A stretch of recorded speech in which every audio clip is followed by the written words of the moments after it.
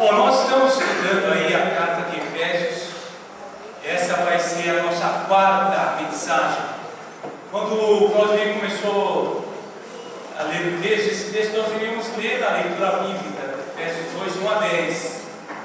Aí quando você lemos a leitura, tinha uma primeira, ele ia ler o mesmo texto. E colocou o versículo 9 e 10. E Efésios. Aí quando ele falou, olha, o pastor pregou sobre isso aí, mas ele se referia sobre a oração de Paulo há 2 semanas atrás, para que nós pudéssemos ter nossos olhos iluminados na questão espiritual. Entendemos a sabedoria de Deus, entendemos a riqueza das bênçãos que nós temos recebido, foi estudado o capítulo 1, e também entendemos o poder de Deus que está em nós, pelo Espírito Santo, que é a oração que termina Efésios capítulo 1, versículo 13 e em diante, que nós terminamos 2 semanas atrás. E nós conseguimos concluir o capítulo 1. Capítulo 1 nós tivemos aí a introdução, falamos sobre Paulo, falamos sobre Efésios, falamos sobre os santos, os fiéis, e a graça de Deus e a paz de Deus. Quando nós falamos sobre as bênçãos,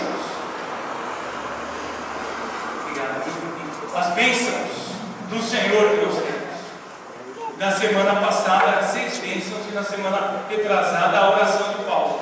Oração de gratidão pelos Efésios, pela fé, pela prática, oração de petição, que eu já mencionei, e depois uma explosão de adoração na grandiosidade do nosso Deus. Hoje, nós vamos ver esse texto de Efésios capítulo 2, de 1 a 10. Esse texto, ou esse capítulo 2, é um dos principais capítulos da Bíblia. Nós temos aí, pessoal que gosta de estudar e ver, nós fizemos no método de estudo bíblico, como estudar capítulos, alguns capítulos importantes da Bíblia. Vamos ver quem pode me ajudar. Você que é conhecedor da palavra de Deus, você que já leu a Bíblia, ou parte da Bíblia, que capítulo você acha interessante ou importantíssimo da Bíblia? Todos são importantes, mas um assim, olha, esse capítulo, ele é muito importante. Você acha 2, né? Por coincidência ou por antes ele já tinha lido, então achava importante dentro da sua visão aí da palavra de Deus. O que mais? João capítulo 3. João capítulo 3 vai falar sobre o novo nascimento, conversa de Jesus com Nicodemos, e a grande missão de Jesus. Não veio para condenar o mundo, mas veio para salvar o mundo. E a grande, talvez alguns resumam a Bíblia naquele João 3,16. Deus ao mundo. E aqui? Oi? João 17. Fala o que lá? Oração sacerdotal de Jesus. Orou por aqueles discípulos e orou por nós, por aqueles que virão a crer. Você foi alvo de oração da pessoa. E aqui? Gênesis 1, isso aí é bem fácil. Olha, Gênesis 1, por quê? A criação, os começos. Alguém vai falar o Salmo 23, semana passada? O Salmo 23 é um grande. Romanos capítulo 3, Romanos capítulo 8, são versículos, são capítulos aí importantíssimos. E esse capítulo 2 de Efésios é um dos principais capítulos da Bíblia, especialmente esse texto de 1 a 10. Ele é muito amplo, com conceitos profundos e ao mesmo tempo simples. Na simplicidade da palavra, na simplicidade da escrita de Paulo, mas que contém conceitos teológicos, espirituais muito fortes e muito importantes. Você que está aqui, que é crente, você que está aqui pela primeira vez, tem assuntos aqui importantes que pode ser um grande divisor da sua vida. Ou você que é um novo convertido, você precisa ter uma convicção, você precisa ter uma certeza de onde você está no seu relacionamento com Cristo. E tem uma Marcelo Mendes que contou uma história, uma anedota, na verdade, uma piada. E a piada ela tem duas maneiras de contar. Piada simples, seja ouvido o que pensa, mas que é uma boa introdução aqui. Ela pode ser contada assim que o que você gostaria de ouvir no dia do seu funeral? Você lá, vamos falar do mestrado, no caixão. Tem uns que usam o nome mais bonito para isso. Urna e outros. Mas você está ali, o que você gostaria de ouvir? Ou então pode ser começado de outra maneira. Olha, 3 amigos estavam num carro, eles estavam viajando e houve um acidente e os 3 morreram. E aí eles chegaram lá no céu, e aí, em forma de introdução, lá na grande chegada nas mansões celestiais, alguém perguntou para eles: olha, o que vocês gostariam de ouvir no dia aí hoje da sua morte? Lá na terra, o que gostaria de ouvir? E aí você conhece a história. Eu falo assim: olha, eu gostaria de ouvir que eu fui um grande profissional. Na minha profissão eu fiz diferença. Eu achei algo que mudou talvez a história da vida das pessoas, descobrir uma vacina, ou uma doença, a cura por uma doença. Então eu queria ouvir: olha, que eu fui um grande profissional que fez a diferença. O outro falou: olha, eu queria ouvir que eu fui um grande homem, um homem do bem, amava minha esposa, cuidava das minhas crianças, eu era até um bom vizinho, por incrível que pareça, eu era um bom vizinho e tal. E o terceiro falou: eu gostaria de ouvir: olha, ele está se mexendo, ele está se mexendo. Está vivo, glória a Deus, até dá glória a Deus, ele está se mexendo. Agora, essa história aqui, para nós, o texto ele começa dizendo, olha só assim, ó, Efésios capítulo 2: ele vos vivificou, ele vos deu vida, estando mortos em ofensas e pecados. E no outro tempo vocês andavam segundo o curso desse mundo, segundo o príncipe da potestade do ar, do espírito que agora opera ou atua no filho da desobediência, entre os quais todos nós também andávamos nos desejos da carne, na vontade da carne, nos pensamentos, e éramos por natureza filhos da ira, como também os outros. Então o texto aqui, nós vamos falar sobre o cemitério dos vivos mortos. Pastor, que mensagem, o cemitério dos vivos mortos. Eu fiquei lutando muito aí depois de tentar achar um título dessa mensagem, briguei para cá, briguei para lá e tal, mas isso aí. A mensagem está até interessante, mas o título eu não consigo. Mas o primeiro ponto aqui nós vamos ver nessa situação, nessa mensagem que vai falar de mortos, de vivos, vai falar muito de Deus, e vai falar de mim e de você. Ele vai falar sobre primeiro o que?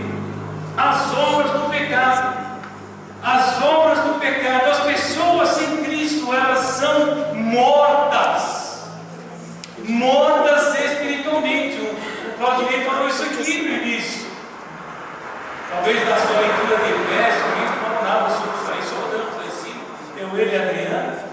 Mas olha, a pessoa sem Cristo, a Bíblia fala bem claro aqui, olha, quando vamos ver um diagrama que ele diz: vos vivificou, vos deu vida, estando mortos em ofensas e pecados.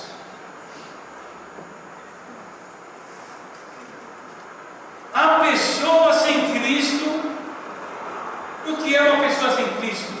É uma pessoa que nunca entregou a vida para Cristo, ou uma pessoa que nunca fez um compromisso: Senhor, eu vou te seguir, eu vou te obedecer, eu vou fazer uma entrega total da minha vida nas tuas mãos, e vou viver de acordo com a tua vontade.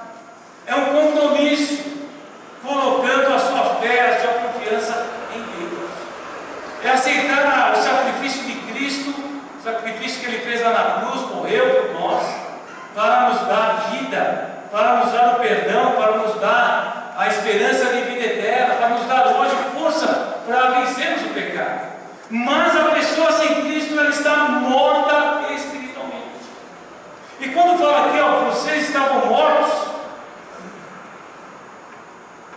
É óbvio que Paulo está escrevendo aqui aos crentes de Efésios, mas ele está falando bem claro que eles estavam mortos espiritualmente, que senão não tinha sentido ele escrever uma carta para alguém que estava morto fisicamente. Você já viu um morto fisicamente ler? Você já viu um morto fisicamente ouvir? Você lá no funeral, as pessoas sempre comentam da vida, o que ele fez, o que ele deixou de fazer, a família, como foi a morte. Você é morto. A medicina diz que ele não ouve. Ou então ele não sente. Talvez, não sei se ele ouve, eu entrando no mistério da vida. Embora eu creia que ele não ouça nada. Mas também o morto não sente. A pessoa, o morto está chorando. Estou chorando. Por quê? Porque eu morri. Minha família está triste. Aí eu também estou triste. Já pensou o morto que morreu no dia da final do Corinthians e quase com quem? O Corinthians ganhou? Chelsea. Ele todo contente que o Corinthians ganhou o campeão do mundo. Não, tem. O morto não tem sentimentos, não tem audição, não tem nenhuma manifestação. Agora o mundo espiritualmente também. Porque muitas vezes a pessoa vem à igreja e ela não tem uma vida com Cristo, ela vem e não entende nada. O pastor pregou, falou tanta coisa do amor de Deus, do sacrifício de Cristo, eu não entendi. Às vezes ele vem aqui, nós nos alegramos na hora da mensagem, do louvor, foi gostoso, batemos palmas, estava aí uma pancada, bem legal, mas aí não acontece, a pessoa vem, por quê? É amor. Às vezes a pessoa lê a Bíblia, não consigo entender, eu não consigo entender esse livro. Por que vocês leem tanto a Bíblia? Porque está morto espiritualmente. E o morto espiritualmente não consegue entender as coisas de Deus. Falamos na EBD semana passada. O homem natural, 1 Coríntios capítulo 2, versículo 14 em diante, o homem natural, o homem sem Cristo, ele não consegue entender as coisas do Espírito. Porque as coisas do Espírito, se disserem, se entendem espiritualmente. Aí não adianta, às vezes você quer evangelizar alguém, até falamos aqui na EBD também, até a Carmelita mencionou, a gente vai falar sobre a submissão para alguém não crente. Exato, não entende. As mulheres crentes às vezes não entendem. Nem os homens entendem muitas vezes, né? Porque vai achar que a submissão é que manda. Não, você é o líder motiva, o líder envolve, o líder mostra o caminho a seguir. Não é agora você vai mandar, ou você vai me obedecer. Mas vai dizer, não. Nem às vezes o homem crente e a mulher crente às vezes entende sobre a submissão e a autoridade do marido. Nós vamos estudar lá em Efésios capítulo 5. Mas não entende por quê? Ele se entende espiritualmente. Agora o texto também diz o seguinte, olha aí no versículo 2. Olha, eles são filhos da desobediência. Finalzinho do versículo 2. Olha, eles andavam no curso desse mundo, segundo o príncipe da potestade do ar, o espírito que opera agora nos filhos da desobediência. Uma pessoa sem Cristo, eles são desobedientes. E desobedientes à vontade de Deus. Desobedientes à vontade moral de Deus que está expressa na palavra dele. O grande problema de Adão e Eva foi o que? A desobediência. Olha, você tem tudo aí. Você tem um marido, você tem a mulher, você tem um jardim, você tem todas as plantas, todas as frutas, você tem talvez lá os legumes, tem os animais, tem tudo aí. Olha, vocês podem comer de tudo aí, menos daquele fruto, daquela árvore, do conhecimento bem do mal. E o que eles fizeram? Adão e Eva? Desobedeceram. Aqueles que estão mortos espiritualmente, eles vivem em desobediência gritante contra a palavra de Deus e contra a vontade de Deus. Como, pastor? Como o seguinte, além da Bíblia, Deus colocou dentro do ser humano a consciência. A consciência, ela vai nos dizer o que é certo e o que é errado. Porém, por cometer sempre o pecado, porque o homem nasceu já pecador, Bíblia diz que todos pecaram. Salmo 51 diz que nós somos concebidos em pecado, não é o sexo, mas é a natureza humana. E aí então o que acontece? Ele, por tanto pecar, a sua consciência fica cauterizada, ele entende mais, e aí vive na desobediência. Mas lá na infância, na adolescência, na juventude, na idade adulta, desobedecemos a Deus de maneira gritante e aberta, na luz da nossa consciência, na luz da moral, que é certo e errado, dentro do conceito de uma cultura, pela cultura dele, que é certo e errado, e Deus, ele nos deixa sem esse entendimento. Romanos capítulo 1 vai falar que Deus, daquilo que se pode conhecer de Deus, ele revela, mas Deus entregou o ser humano para que eles como buscavam a Deus, Deus os entregou aos seus próprios pensamentos. A pessoa sem Cristo, além de ser morta espiritualmente, além de ser desobediente, ela é escrava. O texto não parece essa palavra escrava, mas ele aparece essas três forças que prendem o ser humano. O texto diz aí que, olha, nós andávamos segundo o curso deste mundo. É o sistema do mundo. O mundo, ele tem um sistema corrupto, um sistema caído, um sistema contra Deus e a vontade de Deus. E o ser humano sem Cristo, ele anda de acordo com esse curso do mundo. É aquela lei de Gerson, o pessoal da minha época vai entender. A lei de Gerson, a lei de querer e vontade. Ou então, a lei da maioria. Pense que a maioria é a voz de Deus. Não. A voz de Deus está na palavra de Deus. Às vezes a maioria é só a maioria. Não quer dizer que é a verdade ou a vontade de Deus. Mas o pessoal sempre quer estar de bem com a maioria. Se o pessoal acha certo o sexo ilícito fora do casamento, tanto fora do casamento para os casados, quanto fora do casamento para quem é solteiro, a Bíblia diz que é pecado.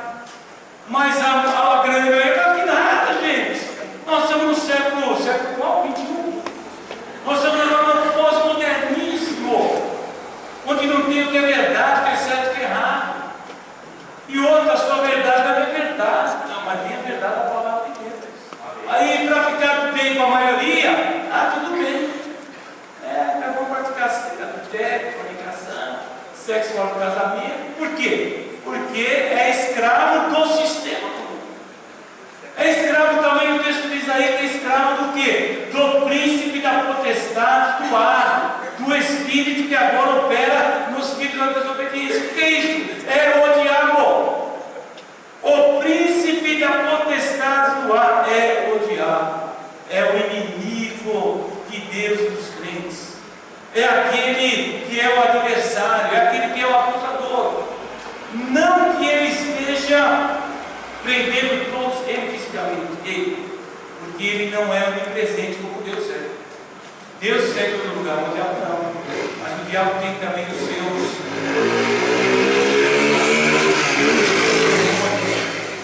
Esses demônios a serviço do príncipe da potestade do ar, do espírito que agora opera, o filho da desobediência, escraviza a pessoa. Se tem alguém aqui que foi viciado em cigarro, sabe o que eu estou falando. Se alguém que está aqui foi viciado em bebida, sabe o que eu estou falando. Se alguém que está aqui foi viciado em alguma coisa, sabe o que eu estou falando. Às vezes a pessoa fala, eu não quero beber. Eu não quero beber, mas não consegue. Eu não quero fumar, estou tentando parar de fumar. Já tentei parar umas 30 vezes. Eu paro um dia, paro uma semana. Eu consegui parar 2 anos. Eu estou tentando parar de fumar, mas depois eu vou fumar. Por quê? É escravo. É escravo. Mas a Bíblia diz que conhecereis a verdade, que é Jesus, e a verdade é verdade. Mas há uma escravidão. E a escravidão aí depois que o texto fala o seguinte, que é a parte aí, aquele filme que você assistiu, Dormindo com o Inimigo. É mais profundo do que aquele filme Dormindo com o Inimigo. A mulher dormia com o esposo que era violento, batia leve e tal, porque ela tenta fugir, nadando no meio do mar, se finge de morta. Mas aqui o texto diz o seguinte, olha, no versículo 3, entre quais todos nós andávamos nos desejos da nossa carne, fazendo a vontade da carne e dos pensamentos, e éramos por natureza filhos da ira, como os demais. a natureza humana. A carne não é isso aqui não. Paulo, quando fala carne aqui, não está falando do corpo, porque o corpo é neutro, ele vai fazer o que a sua mente, a sua vontade determinar. O corpo, ele foi Deus que criou, e a Bíblia diz que Deus criou e que era muito bom. E aí, depois do pecado, aí o homem deturpou a sua natureza e a sua vontade, mas o corpo não é a questão aqui. A questão da carne é a natureza. O ser humano tem uma natureza pecaminosa, chamada carne. E por causa dessa natureza ele fica escravizado. Como Paulo diz em Romanos capítulo 7, olha miserável homem que eu sou. O bem que eu quero fazer, não consigo fazer. Mas o mal que eu não quero, isso é que eu faço. Quem me livrará desse corpo, dessa morte? E aí a Bíblia diz, glória, graças a Deus. Deus pode dar a libertação. Mas aqui, olha, a pessoa que não é crente, a pessoa que não é salva, a pessoa que não tem Cristo, ela é morta. Ela não entende das coisas de Deus. Ela é uma desobediência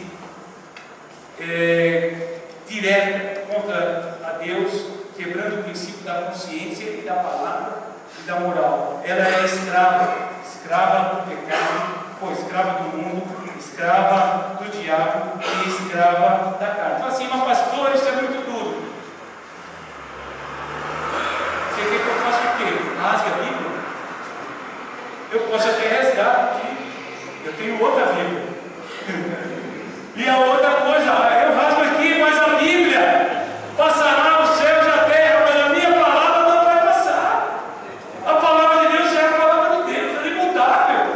Eu posso rasgar, nós podemos sair rasgando todas a página de Efésios 2, vamos sair rasgando, rasga aí, vamos sair rasgando no mundo inteiro. Mas a palavra de Deus é o verbo eterno que se fez carne, Jesus. E como que nós vamos fazer rasgar Jesus? Não dá.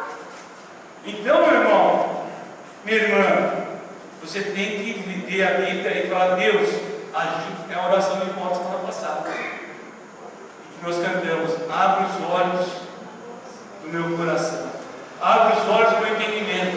Eu quero entender os mistérios de Deus. Eu quero ter sabedoria espiritual.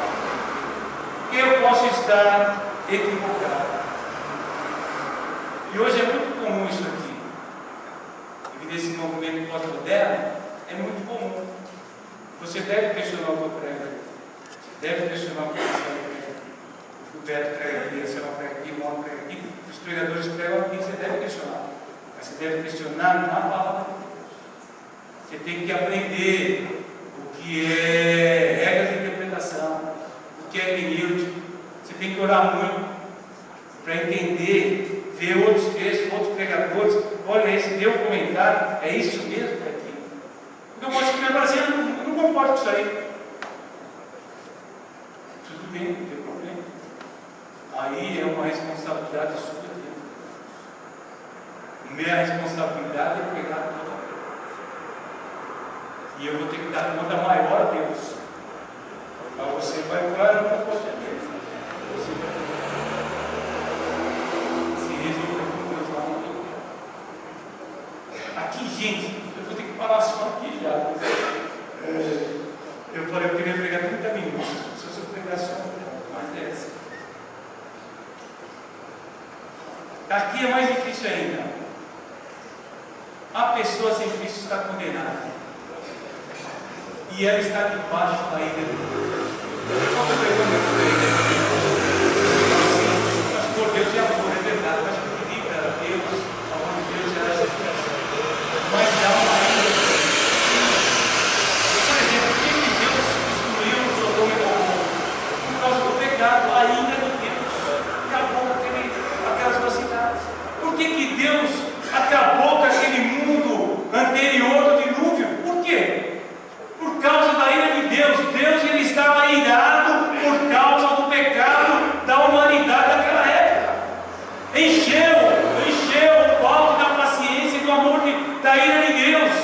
E aí Deus derramou a ira dele sobre as pessoas daquela época.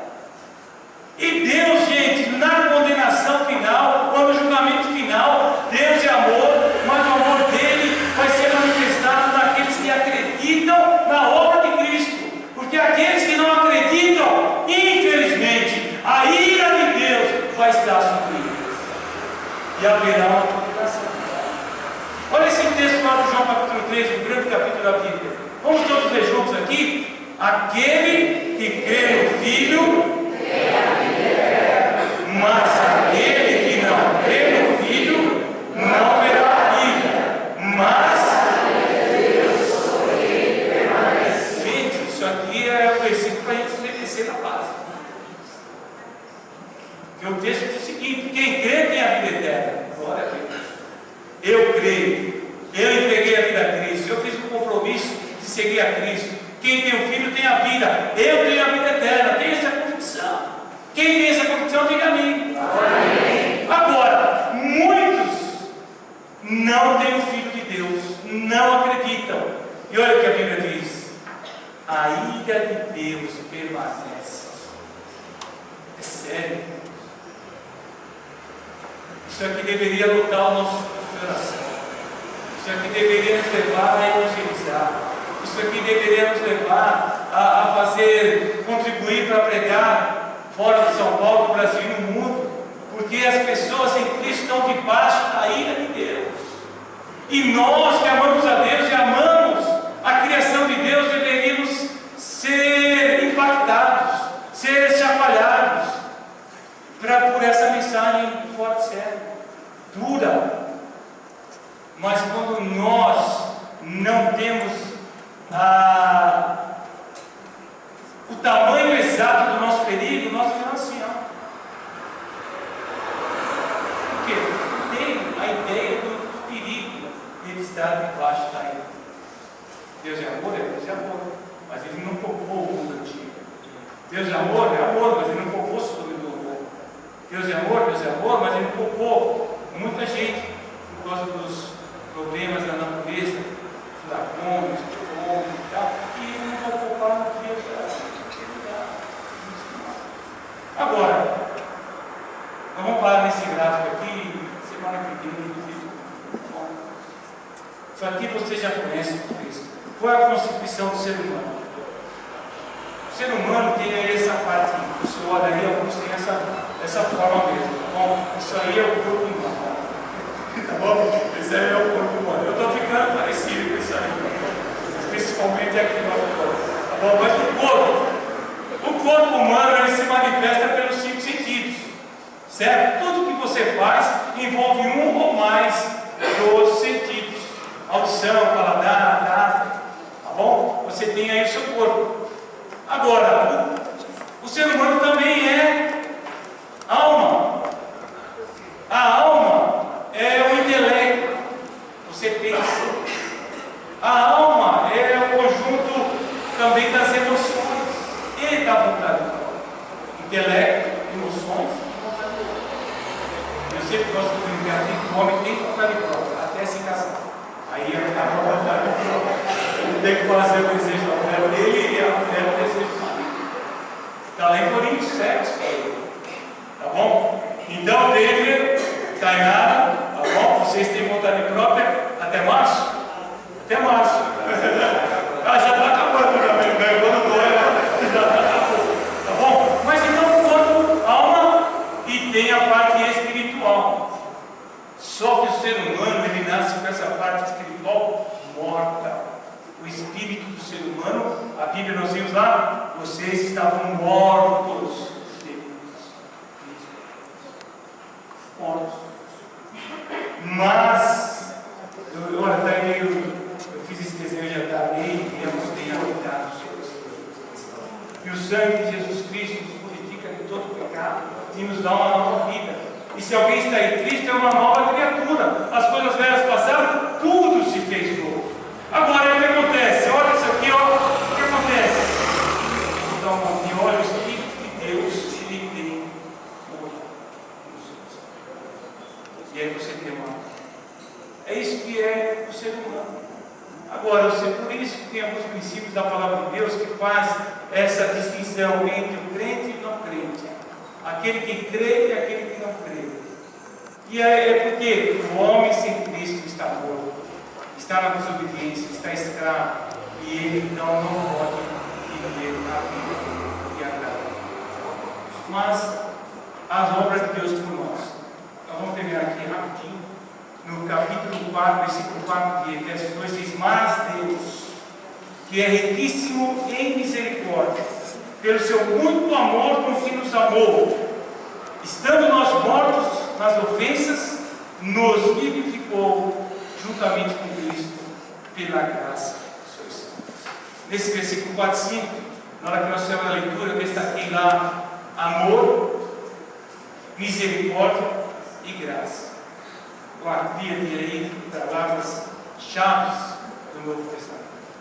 Mas Deus nos amou. Deus nos amou tanto que enviou Jesus para nós. E aqui a gente não vai gastar muito tempo, porque todos que estamos aqui, que nos são visitantes, todos nós estamos aí mais do que convencidos do amor de Deus. Embora possamos pregar sobre o amor de Deus, não vamos chegar ao entendimento da largura, da profundidade do amor de Deus para conosco, mas você tem certeza, Deus provou o seu amor para conosco, pelo fato de ter Cristo morrido por nós, sendo nós ainda. Deus nos deu vida. Lembra do gráfico ali? O Espírito entrou em nós, nos deu vida. A vida eterna, a vida abundante, a vida de paz, a vida de alegria, a vida de vitórias, a vida que tem lutas, dificuldades, mas é uma luta mais do que vencedora por Cristo Jesus. E Deus também nos exaltou em Cristo Jesus. O texto vai dizer aí que ele fez o que no versículo 4, versículo 5, ele nos vivificou juntamente com Cristo. E no versículo 6, nos ressuscitou juntamente com ele e nos fez assentar onde? Nos lugares celestiais, ou nas regiões celestiais. Em Cristo, estudamos em Cristo. Então, olha, ele nos exaltou. Por quê? Imagine Deus, a sua direita está quem? Cristo. E aí o texto diz o seguinte: que Deus nos ressuscitou espiritualmente, nos tirou do pecado, da morte, nos ressuscitou, nos fez assentar nas regiões celestiais em Cristo. Vocês estão comigo? Deus, Cristo à direita. Deus nos colocou em Cristo, nas regiões celestiais. Você, meu irmão, tem autoridade espiritual. Você é acima de toda e qualquer autoridade espiritual aqui. Você está acima dos demônios. Você está acima do diabo. Não pela sua força, não pela minha força, mas porque nós estamos assentados em Cristo. Estamos em Cristo nas regiões celestiais. Por isso que Paulo orou: Senhor, abre os olhos do meu coração. Senhor, abre o meu entendimento. Porque às vezes, irmãos, é difícil de entender isso. A gente lê aqui, ó, que legal e tal, né? Puxa, Cristo nos fez assentar em Cristo nas regiões celestiais. Você está em Cristo. Você não é só carne. Você não é só isso aqui que você está vendo. Você tem o Espírito Santo dentro de você. Você é Deus. Você está nas regiões celestiais, no lugar onde Cristo foi entronizado, foi exaltado, e você está lá com Ele. E você é um filho de Deus, adotado, herdeiro com Cristo, co-herdeiro com Ele. E aí você tem essa obras de Deus, obras do pecado, gera morte, gera desobediência, gera separação. Mas as obras de Deus nos dá vida e nos coloca nas regiões celestiais. Amém? Semana que vem vamos ver a obra de Deus em nós e a obra de Deus através do nosso corpo. Amém? Louvado seja Deus. Feche os olhos, vamos ver. Esse texto aqui que nós estudamos, deveria você fazer algumas perguntas. A primeira pergunta que você deve fazer para você mesmo: eu já saí dessa condição de morte espiritual? Eu já entreguei a minha vida a Cristo? Eu já aceitei o sacrifício de Cristo na cruz do Calvário? E eu já me entreguei totalmente a Ele, fazendo um compromisso de segui-lo e de obedecer? Se você já fez isso, você deve agora também viver em vitórias. Viver em vitória contra o mundo, contra o diabo e os seus seguidores, contra a sua natureza pecaminosa, que é contra as coisas de Deus.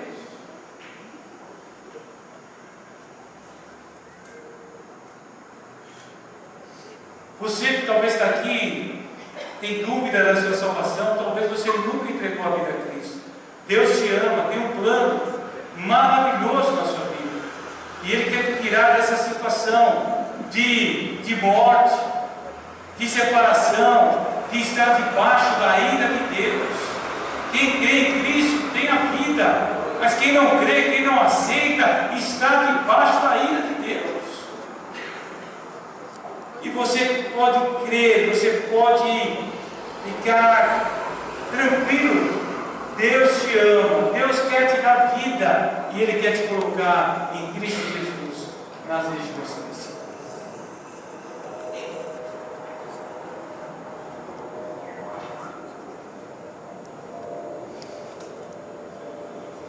Nós que somos crentes deveríamos nos perguntar: tem uma vida de gratidão a Deus por essa grande obra que Ele fez em mim? Tenho vivido uma vida de obediência? Se o pecado gera desobediência, o amor à vida tem que gerar obediência. Se você vive em desobediência clara contra Deus, talvez você tenha que questionar a sua fé, o seu compromisso, se é mesmo que você tem com Deus. Ó Deus, que o Teu Espírito possa trazer convicção a cada um aqui presente, que cada um aqui possa ter uma vida eterna, ter o perdão, a salvação, ter uma vida de Deus. Se há alguém aqui que está morto no pecado, que está vivendo em desobediência declarada contra Deus e a Tua palavra, ó Senhor, tem misericórdia, tem compaixão. E ó Senhor, que eles possam crer para fugir, para sair debaixo da Tua ira. E ó Deus, que nós possamos também ser motivados a ir e pregar a Tua palavra, a ir e orar mais, porque muitos estão aí debaixo da ira de Deus. Tem misericórdia, tem compaixão. Eu oro, Deus, em nome de Jesus.